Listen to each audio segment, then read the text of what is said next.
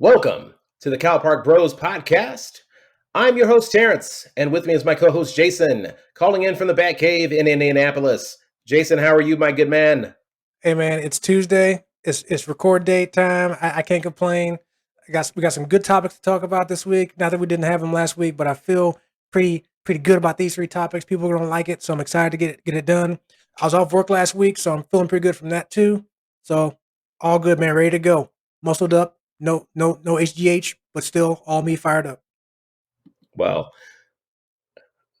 whether it was Hall of Fame Barry Bonds before the roids or after the roids Barry Bonds, either way, you are bringing it. So we appreciate it, man. Thank you for listening. This is episode 15 of the Cal Park Bros podcast. Cal Park Bros is a weekly podcast for fans of culture, current events, sports, and entertainment. And as always, we are your hosts, Terrence and Jason. And every single Thursday, we release a brand new episode where we discuss the current events of the day, sports, and the athletes we love. And even some of the athletes we loathe. No matter the topic, you can expect a brutally honest and fun exchange of snark while learning through the lens of our 30 years of friendship that originated in Calumet Park, Illinois. For more Cal Park Bros content, connect with us on Facebook, Instagram, Twitter, and YouTube under the handle Cal Park Bros or Cal Park Bros Podcast for more behind-the-scenes content for the Cal Park Bros Show and to engage with us every single day. Also, the Cal Park Bros Podcast is available to listen and subscribe for free wherever you listen to podcasts. Like us, love us, share us, follow us. And if you like us, why wouldn't you? Folks, you know what it is. Best line. There you go. I know you just finished it all in your head, folks. So I don't even have to say it. You know what the deal is. I like the little ad lib we did last episode where we said in podcast history, and then I chimed in, yeah, at least our podcast history. Hey, that's all that matters right now, bro. So right. But as usual, content wise, we are bringing home the gold for the people at home. The Olympics kicked off. We have some Olympic observations to share. We actually want to give you guys a little bit of inside baseball. We're going to do a two-parter for the Olympic Games. Part one this week is going to be Olympic observations for the Games in Tokyo that are going on right now. And part two is going to be next week, which will be some of our favorite Olympians of all time. So that's going to be a lot of fun because one, the Olympics will still be going on. And two, we fans of the podcast and fans of the Olympics can regale about Olympic athletes from the past that we've also enjoyed. So I'm really looking forward to this first segment. Jason, I know you want to talk about the medal count so far. How are we looking on that? How's the United States looking right now? let me hit refresh just make sure I get the updated stats here. All right. So as of right now, the country, quote unquote, winning the Olympics, if there really is a winner, technically is the team that actually has the most gold medals as opposed to the overall medals. So as of right now, the home country, Japan, has the most gold medals with 10, and the United States and China are tied for second in that regard with 9. Now, the USA does have the most overall golds or overall medals with 25, and we're kind of sort of getting close to running away with that. China has the second most with 21, but after that, the next closest is Japan and the Russian team, we'll say, with It's 18. Yeah, it's exactly. The Rock, but yeah. So we're not winning the Olympics, quote unquote, right now because we're a little behind in golds. But like you said, the Olympics are still going on next week, so we got plenty of time to take over that category. But we're doing pretty well right now in overall medals, so it's doing pretty good. Yeah, the Russians have their own Olympic committee. The Russians deciding, hey, we're just going to have our own federation, which literally sounds like a WWE created mantra. It really does. Or it sounds like a spinoff of the Dave Chappelle show, where the racial draft, and apparently the Russians drafted Memphis Bleak, Beanie Siegel. It's the Rock. So hopefully we got some decent Russians in that trade because we're giving up a lot, man. I want my Rockefeller chain. It's in the mail, right?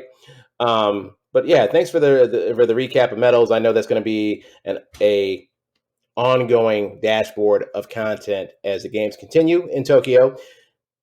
But what we also want to talk about is, oh boy, the men's basketball. And we got to be clear, it's not just USA basketball. The women are doing fine, by the way, but the men's basketball in Tokyo, they're getting their ass kicked right now. Okay, so far they've lost 2 exhibitions, and they've lost um, one round of the games that actually count. And more importantly, it's not that they've lost. I don't think that we should be holding the USA men's basketball team to this absurd standard of 1992, where we had the Dream Team. I do think that how they lost is pretty bad.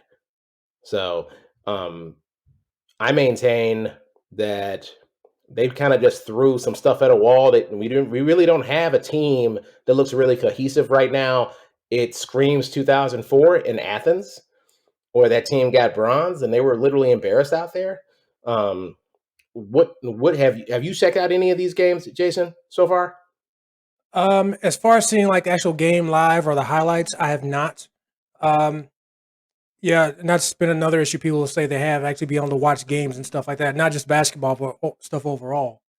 But I have, of course, seen stat lines, commentary from the games, the players' comments regarding everything, not just the USA team's comments, but also other players as well.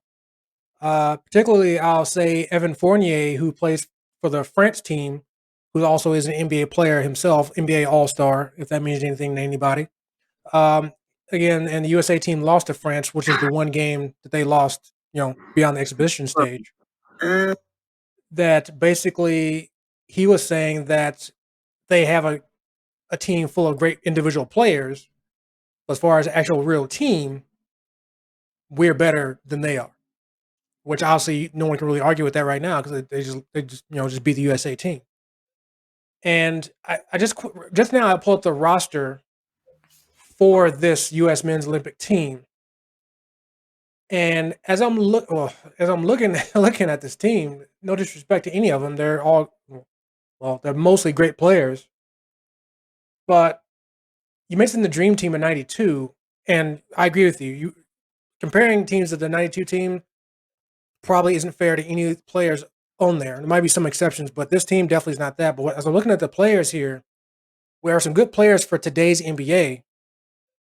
But in comparison to the Dream Team, again, just for notation's sake, I'm only seeing, at least currently, only one perhaps all-time great player on this team. That's Kevin Durant. Everybody else is like, okay, they may turn out to be an all-time great, but as of right now, it's too early to say.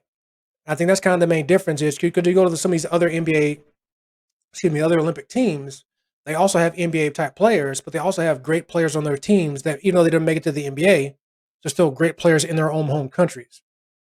So, and also mention the fact that those guys have been playing probably as a team together for a long periods of time, where these guys have not, you know.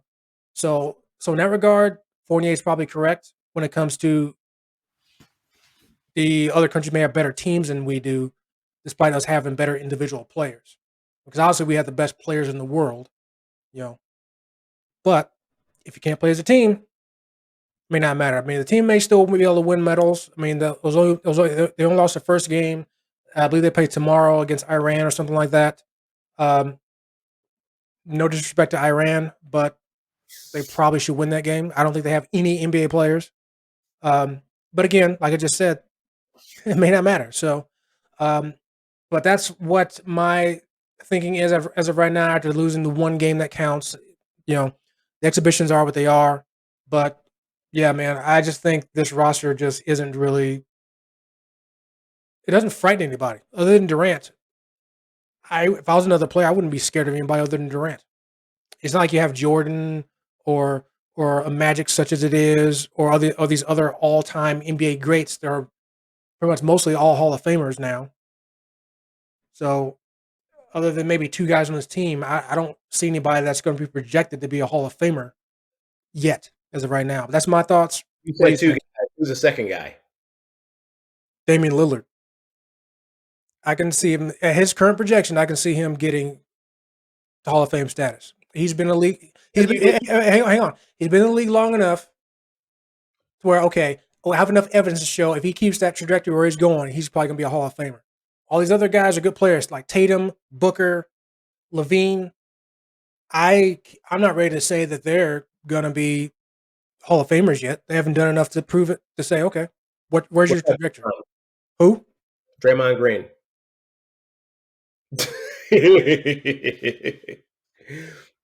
Folks, when you watch this on YouTube, next week you'll see the face I made as why Terrence just laughed at that. You know what? See the way the Hall of Fame is now, the Pro Basketball Hall of Fame, it wouldn't shock me if Draymond got in there just because they let just about anybody in these days, and because he has 3 rings now, and he's going to get some type of stats, he'll probably get in. But let's be honest here. No offense to Draymond Green, he's a better basketball player than me, but that shouldn't be the measuring stick for anybody getting the Hall of Fame being better than me at basketball. I mean, I'm a better basketball player than you are, Jason. Crickets. Yeah.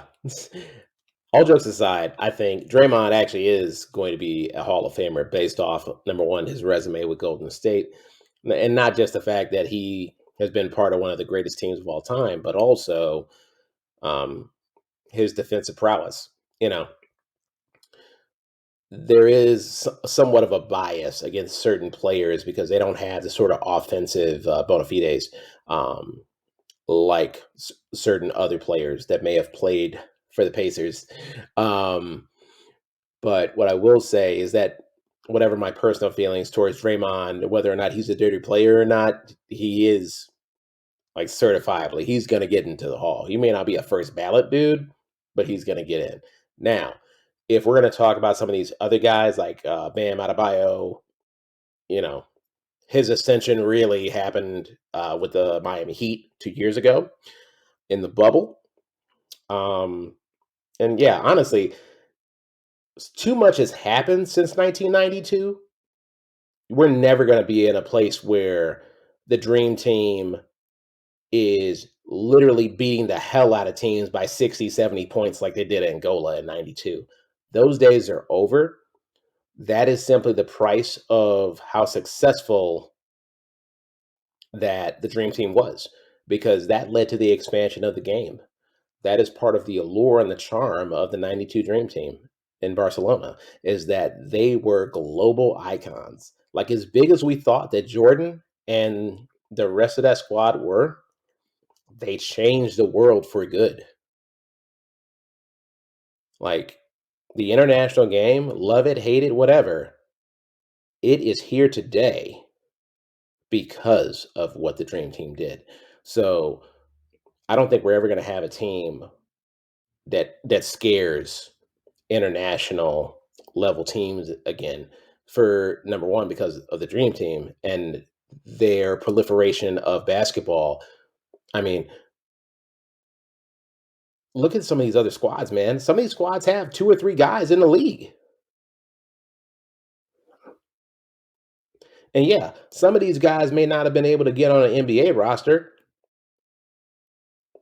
They probably would give, the 12th man on those squads the blues. They are really, really good. There's a lot of really, really good international players we never heard of before, both present and past. They lace them up the same way. Not to mention, 2 things that are worth noting. FIBA rules are a little different. You got a different basketball. You got different rules. You can literally swat a ball off the rim. Can't do that shit in the league.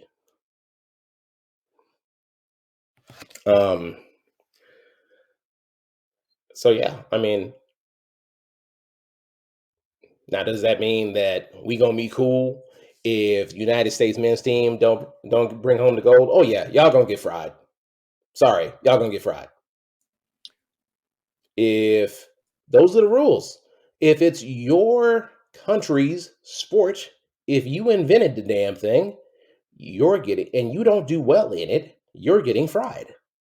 When Canada doesn't do well in hockey in the Winter Olympics, they ass get fried. I don't make the rules. I just enforce them. So yeah, it's another thing.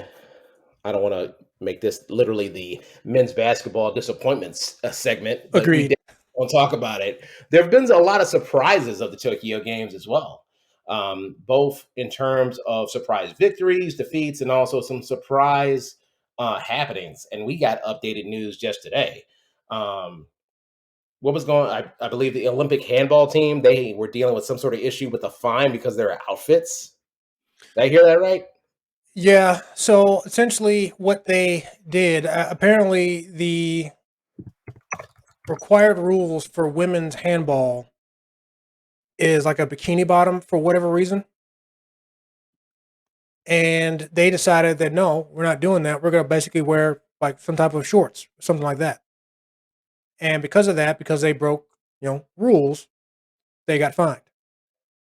And and then in combination with that, the German gymnastics team, instead of wearing the normal kind of swimsuit type outfits that the women's would normally wear, they decided they were going to wear full body leotards, and they actually came out and said it.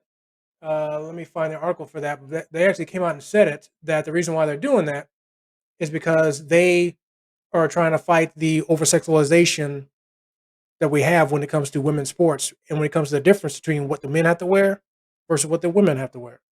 Because if you look at the men's outfits that they get to wear, definitely they're not required to wear speedos or bikini bottoms. It's normal, you know. Well, I shouldn't say normal, but basically it's not anything sexualized like it is with the women. Um, so yeah, so there was definitely that. That got some attention, of course, posts on social media as it should, because definitely that is something to look at. Because I think back to at least gymnastics when it comes to when I was a little younger, and people talking about the female Olympians, which kind of creeps you out if you think about it, because they're all not all of them. At least the Americans are pretty young, but some of the other countries had people that are older. But I remember a lot of men talking about how good these women looked in their Olympic outfits, stuff like that. So then it's like, okay, so it makes me think when I saw that it's like I understand it, I get it. Um, but yeah, yeah. So hopefully, maybe I'm not sure if this is the Olympic Committee rules, the IOC, which it probably is, or maybe, or is it the handball organization? Hopefully, they take a look at that and realize that hey, they can play this sport well at an Olympic level while having to wear bikini bottoms. They're wearing basically like the speedo kind of shorts or whatnot, like somebody might wear it to a beach or like biker shorts, kind of in a way. I'm sure they played just fine wearing those. So, but yeah, you definitely saw that correctly. Yeah. I'm looking at this now on CBSNews.com. Yes. The disciplinary committee of the European Handball Federation fined the Norway team 1,500 euros or 150 euros per player last Monday for improper clothing after they wore shorts in their loss to Spain at the European Beach Handball Championship.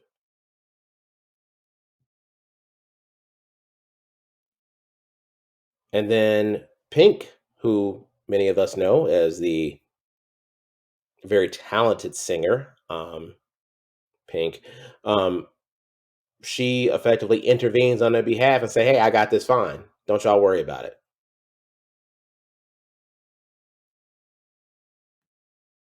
I love Pink, dude. Her music's good, but I like the fact that she at least outwardly embodies a strong woman when it comes to trying to build women's empowerment to stuff like that and not putting up with BS.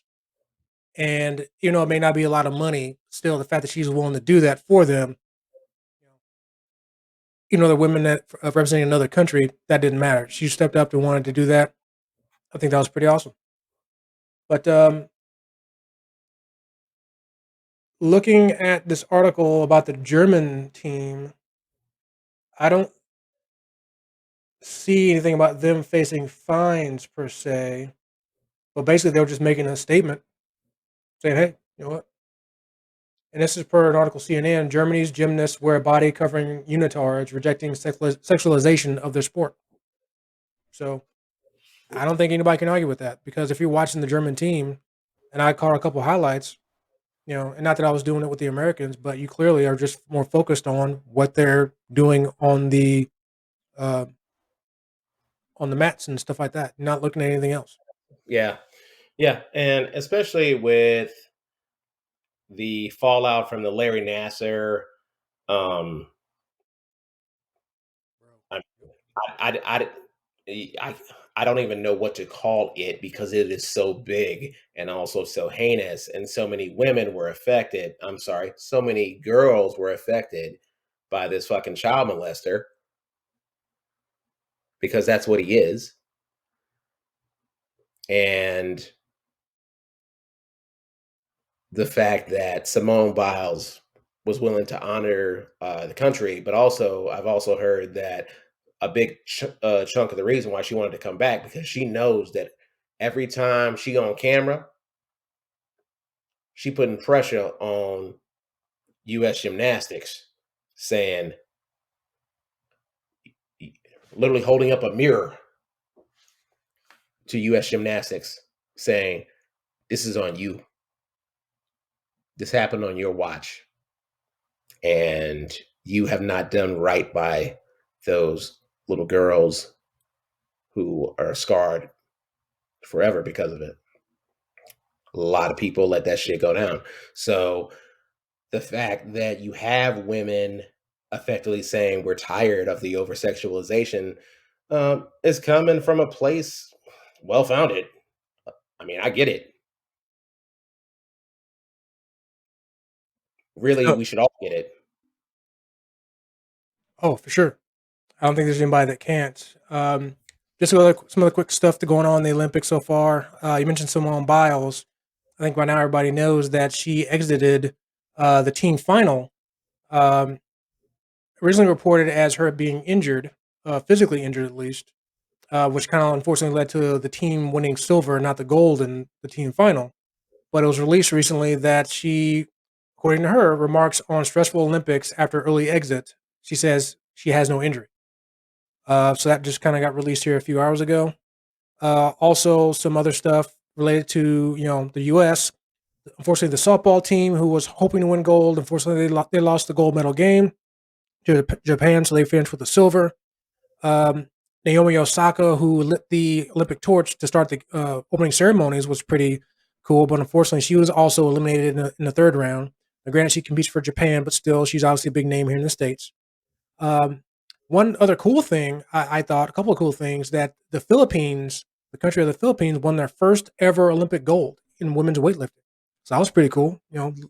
Lady got pretty emotional with that, as she would. I would too if I won my country's first ever gold medal. So also, this is the first year of the Olympics for rock climbing and skateboarding. Yes, folks, I said rock climbing and skateboarding in the Olympics. But in the women's Olympics, three teenagers won the silver or gold, silver, and bronze, age 13, 13, and 16. By comparison, the three guys that won the men's medals in skateboarding were all in their 20s, still young. But yeah, but three teenagers won gold, silver, and bronze. I think you talked about this in the meeting yesterday, that how amazing it was to think about these young teenagers, you know, in middle school, basically going to another country. Well, actually, two of those are people were from Japan that won the women's goals, but all the other teenagers in these Olympics going to another country trying to win a gold medal in middle school. All in all, there's been 9 teenagers so far in this year's Olympics to win medals. 9. So I can't imagine. I'm trying to think back to when I was 12 years old. There was no way being in the Olympics at that age was on my mind. So that's got to be something pretty cool for those teenagers to represent your country in the Olympics. And if you win a gold medal, how cool is that? There was a swimmer from Alaska. They were showing while her race was running. They were showing like the live feeds from her hometown where people had gathered. They were going nuts. And then when she won the gold, they're just turn up and everything like that. So that's some of the cool stuff with the Olympics. And like Terrence said, we're going to talk about this next week when it comes to our favorite Olympians of all time. I definitely have one answer that we might have in common when it comes to that. and then perhaps a week after that might give a sum up of the Olympics once they're all over. Hopefully, after we won the most medals, most golds, but we shall see. Right on. Well, this has been a wonderful Olympic observations part one. Stay tuned next week for part two, where we talk about some of our favorite Olympians. But for now, we're going to talk about something that is going to also probably have a very long tail of content, which is, of course, NFL teams that are going to be likely to forfeit games if for some odd reason there is a COVID outbreak. Coming up next on Cow Park Bros.